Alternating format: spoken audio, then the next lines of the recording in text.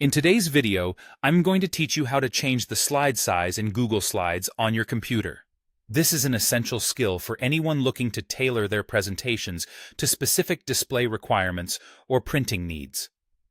Whether you're preparing for a business meeting, a classroom presentation, or crafting a unique personal project, adjusting slide dimensions can help keep your presentation looking clean and professional. Let's get started. First, ensure that you have your presentation open in Google Slides on your computer.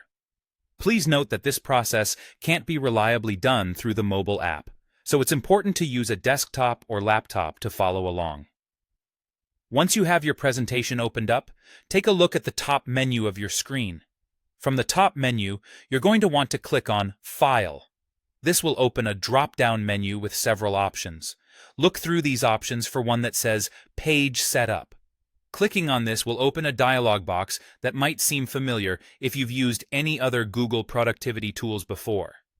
In the dialog that appears, you'll notice a drop-down menu likely showing widescreen, 16:9 by default.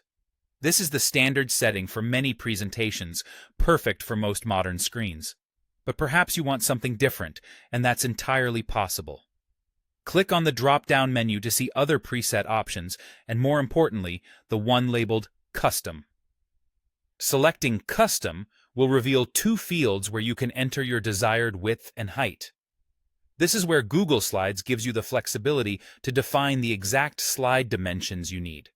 It's important to note at this point that adjusting the slide size is crucial for compatibility, whether your slides will be displayed across different devices or printed in specific formats.